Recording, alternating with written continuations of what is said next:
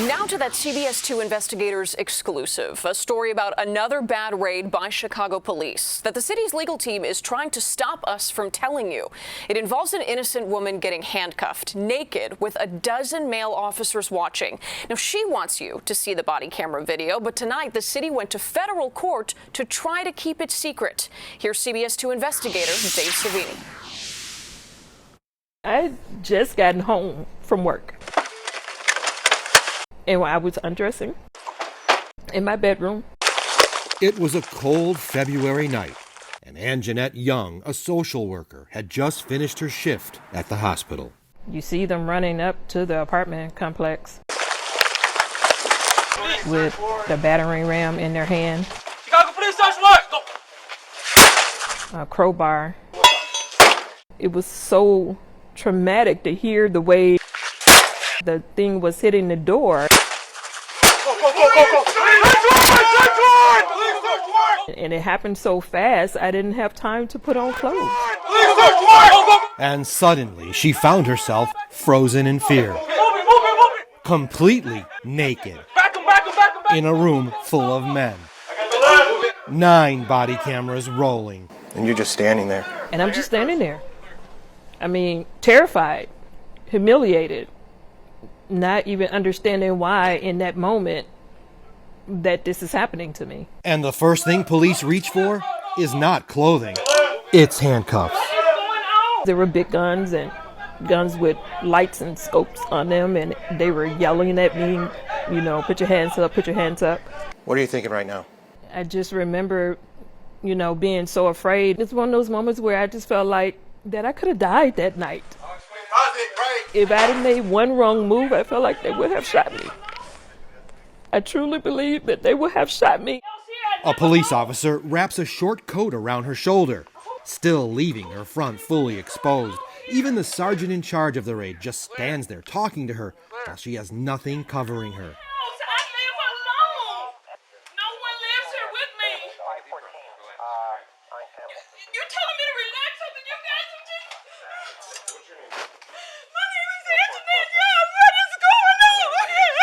Then she gets a blanket. They just threw something over me. And my hands are behind my back and I'm handcuffed. So there was no way for me to secure the blanket that they put around me. But the blanket just keeps sliding open. More humiliation. You need to tell me what you're looking for! What are you looking for? You can see how some officers just stand there, until this one, wearing a mask, sees what's happening and goes and holds it in place. It felt like forever for me. It felt like forever.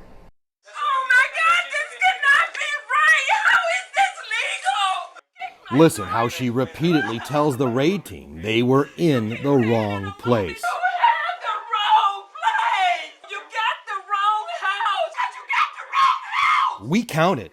She says it at least 43 times. You got the wrong house! And she was right. They were in the wrong house. Our investigation uncovered police failed to do the most basic research before getting the search warrant approved. We found they simply took the word of an informant who gave them Anjanette Young's address.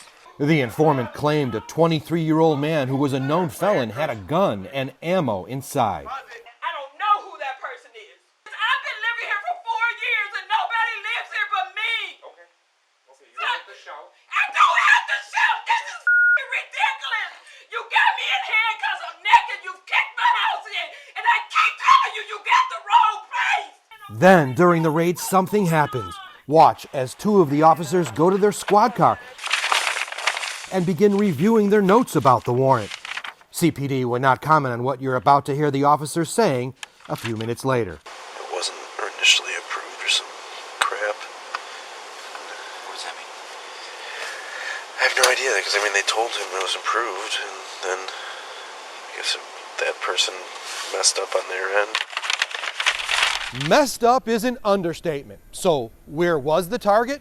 Our investigation revealed he was awaiting trial on home confinement here at a different apartment in Anjanette Young's complex. How easy would it have been to locate him? Easy, real easy, because he was wearing a police tracking device, an electronic monitoring bracelet.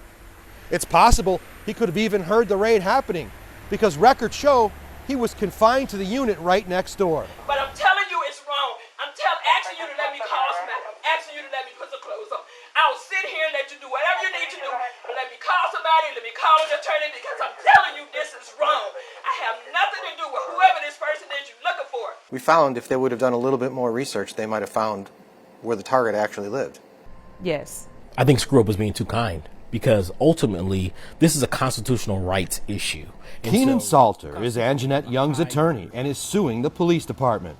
If this had been a young woman in Lincoln Park by herself in her home, naked, a young white woman, let's just be frank, if the reaction would have been the same. I don't think it would have been.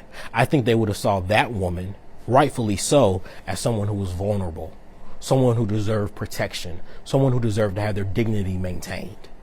They viewed Ms. Young as less than human. Can I please call somebody? Yeah, man, relax.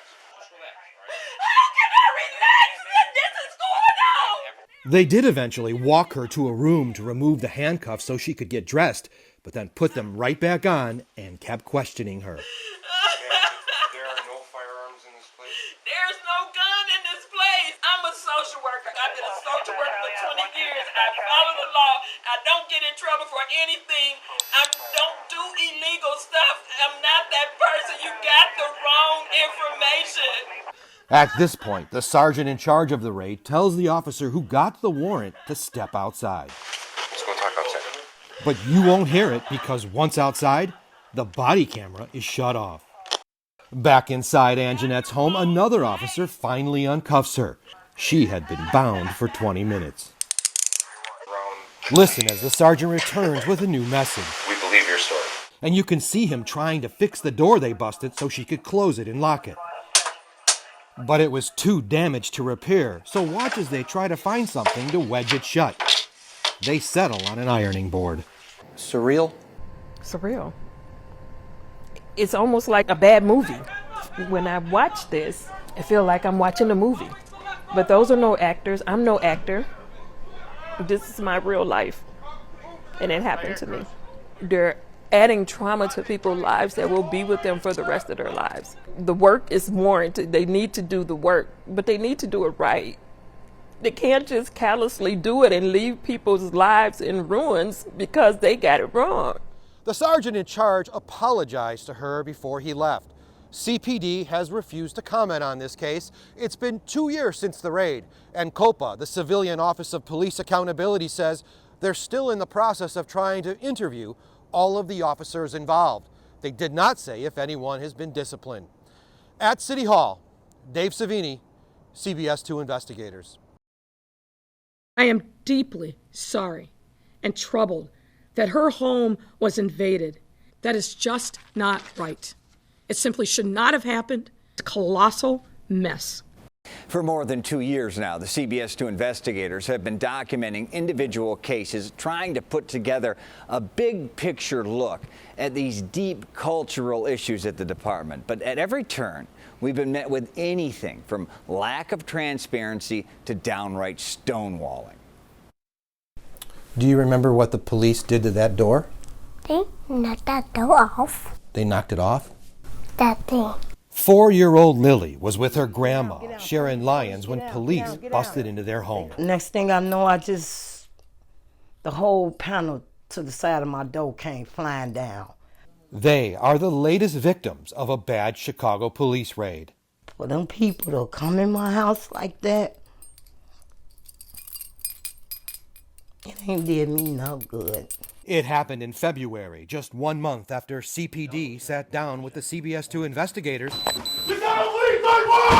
and made a commitment to put a stop to these wrong raids. We don't want to see that happen. We don't want to erode the trust with the community. The commitment to change how police obtain and execute search warrants came nearly 2 years after the CBS2 investigators started exposing a disturbing pattern of officers raiding the homes of innocent families in Chicago's black and brown neighborhoods. And yet they did it again. And that's when they had the machine guns and whatever guns them was, they was in my face. You can still see the damage to Sharon Lyons' door as the raid team was on the hunt for a drug dealer police only knew by the name of Blondie. We'd show you a mugshot of Blondie, but they don't have one. According to the complaint for search warrant, they took the word of a paid informant who said Blondie was selling drugs in the apartment building, but didn't know Blondie's real name and could only describe Blondie as a black transgender woman about 5'9" with a blonde wig. And then, without independently verifying who Blondie really was, broke through this door. This is from the police. When they hit it with whatever they hit it with. Her door is among many in black and Latino communities where we found the vast majority of search warrants are executed by Chicago police. Chicago police! Wrong door! We really wanted to know how often wrong raids happen, but the police department, after a year of telling us they do track wrong raids, finally admitted they don't. In the end, our reporting forced them to turn over whatever records they do have, and they gave us this. It's a database of every search warrant executed from 2016 to 2019. There were a total of 6,800. After we mapped the data, we quickly learned it's not just about how often these warrants were executed, but where.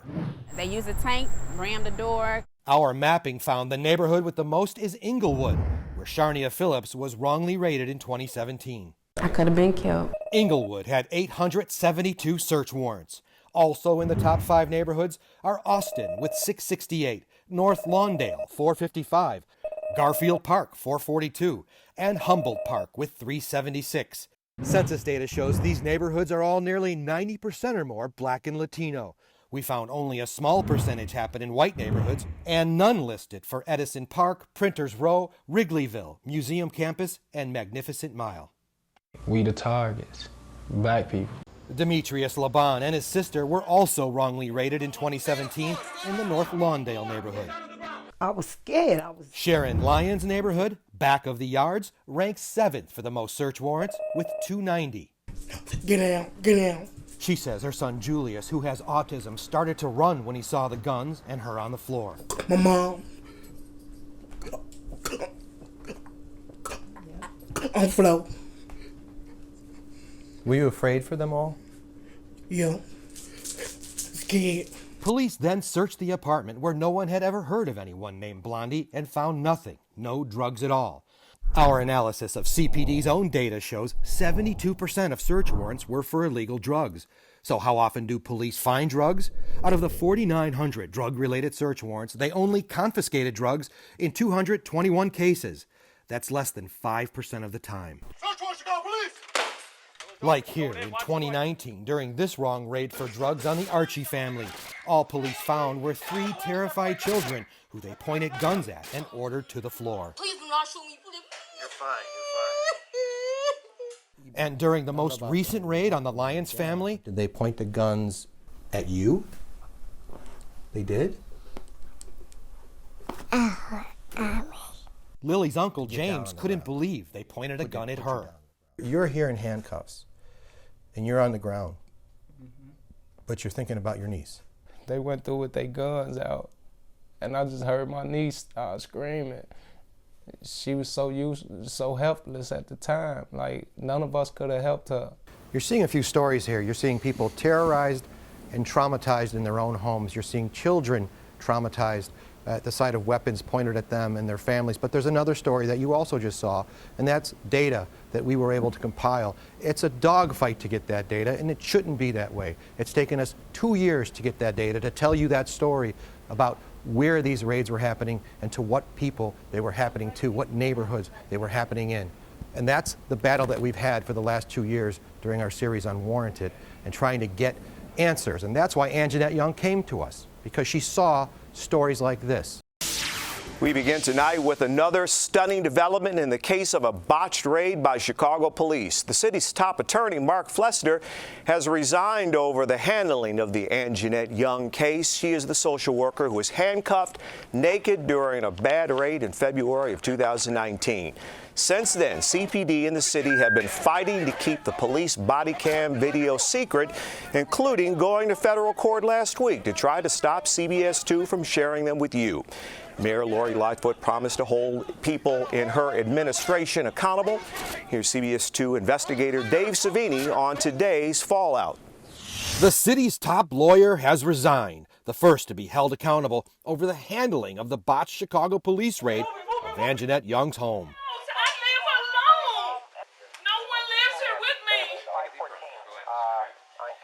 You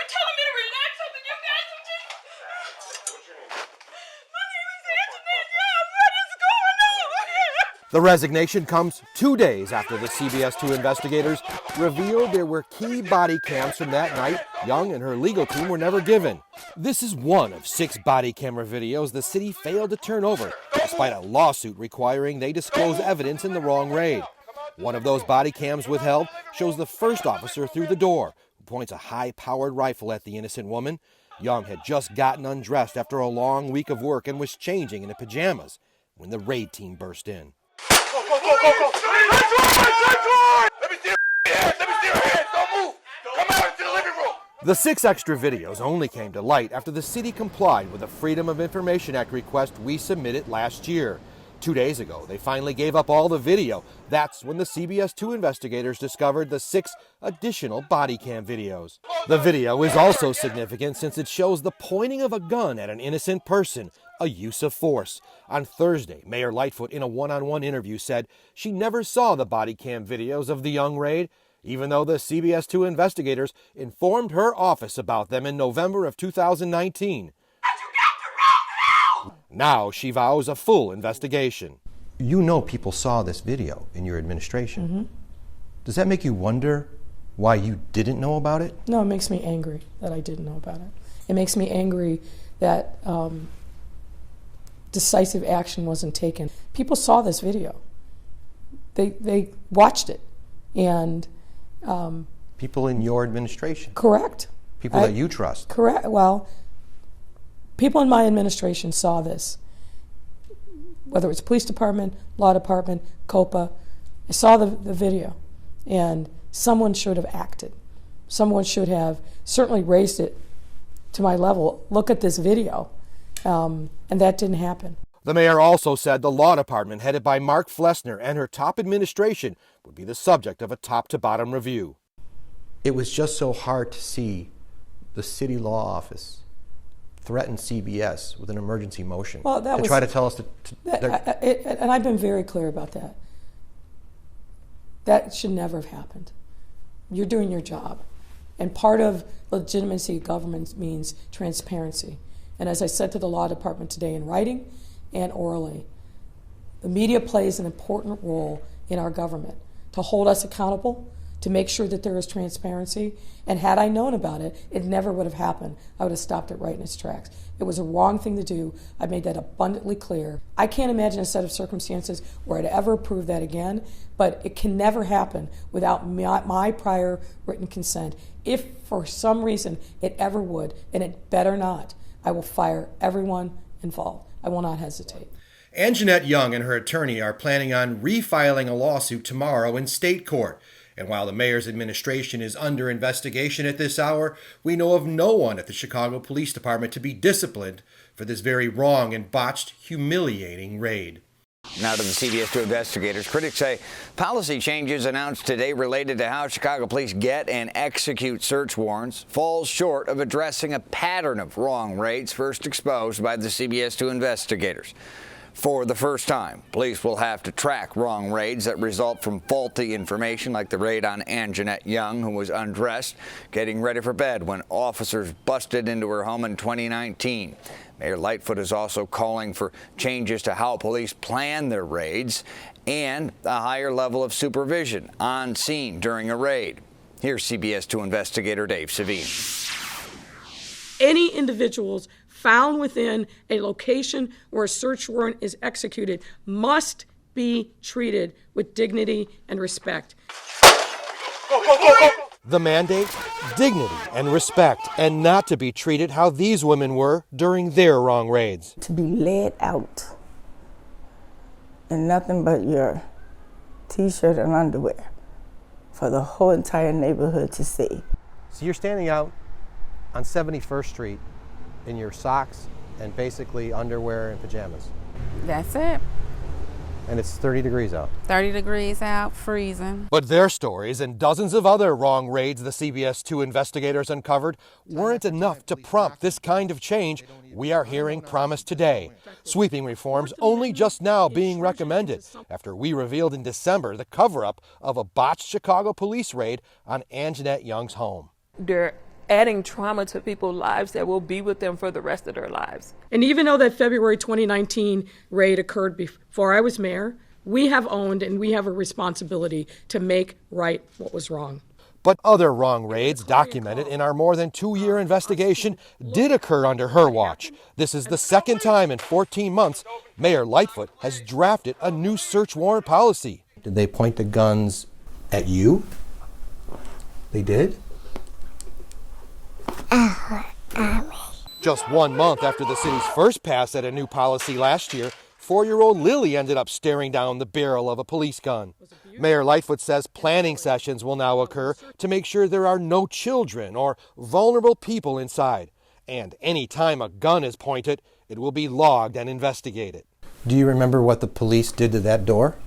They knocked that door off. But for all the progress this new proposal makes, there is still no mention of giving people time to get to the door after police knock, or let them see the warrant once officers are inside their home. They just go in. They don't give anybody time to get to the door. That shouldn't be happening. And now, because there's a requirement that everything related to a search warrant, a body-worn camera has to be present and activated. When we see that happening, that's going to be a problem. And what also isn't spelled out is what will happen to officers who violate the rules. So when something like that happens, then there's going to be accountability, Dave. That's why we have policies, and we hold people accountable to those policies. Nobody's been disciplined yet for any of these raids. Those, I believe, I don't know the specifics, but if that has been brought to our attention, they're under investigation. So this is just a draft policy that the mayor has put out there, and it's open to review and more changes for at least the next 2 weeks. But one component that is truly lacking here is language about discipline. Will officers be disciplined? How will that look? When will it start happening? It's clear none of the officers involved in any of the raids we've exposed over the last 2.5 years have ever been disciplined. Dave Savini, CBS2 Investigators. They've done it again. This surveillance image of Chicago police raiding a family's home might have gone under the radar, except for one detail: when it was taken.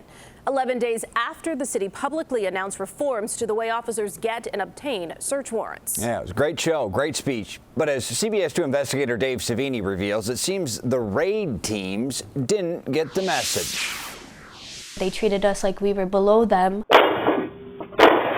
Any individuals found within a location where a search warrant is executed must be treated with dignity and respect. The mayor's pledge. Do you feel like they should have treated your family with more respect? Yeah. And the police superintendent's vow. So the real question you're asking is if treating someone with respect gets in the way of doing our job. And the answer is no. Promises of reform made after the CBS2 investigators exposed dozens of bad raids on innocent families over the last 3 years. We are going to get this right. That was March 3rd.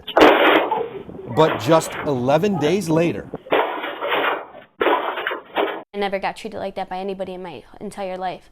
This happened. A raid team that we found violated Chicago police policy hits a home in Bridgeport with so much force the entire structure shakes. We're still in our pajamas, just lounging around. It was a Sunday morning and George Garcia's birthday. His wife, Kimberly, and their 2 children, 12-year-old Georgie and 3-year-old Cruzy, were excited to celebrate. And then what happens?